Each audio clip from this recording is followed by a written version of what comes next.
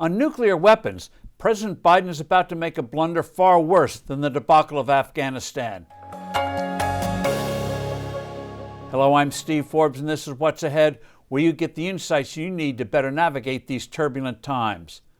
The Biden administration is examining what should be future U.S. policy on the use of nuclear weapons, a so-called nuclear posture review, and it is considering a change that is freaking out our allies, as well as defense experts and officials here at home, who believe that such a move will endanger security for all of us.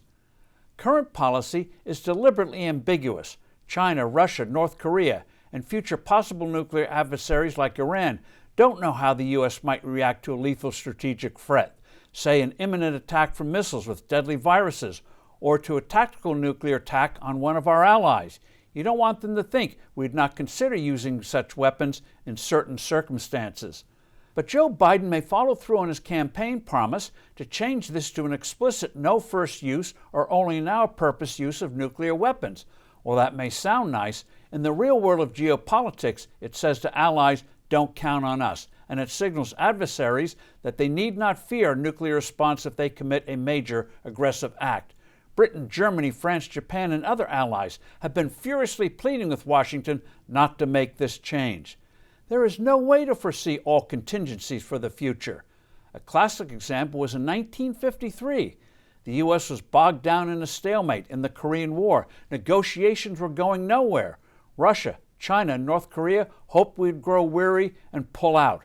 Our new president, Dwight Eisenhower, wanted to end the conflict. With behind-the-scenes diplomacy, Ike let it be known he'd consider using nuclear weapons. Our enemies considered the threat credible, and an armistice was soon signed. Eisenhower also apparently made a similar threat years later against China when it considered invading Taiwan. Talking about the Korean Peninsula, in 1950, the U.S. Secretary of State decided to precisely define what parts of the world we considered crucial to our security. He left out South Korea. Months later, Moscow and Beijing gave North Korea the green light to invade. Oops! South Korea, which before no one paid much attention to, was seen as critical to Japan's security, which in turn was critical to our safety. Moreover, doing nothing would invite more aggression from our enemies, just as appeasement did with Hitler in the 1930s.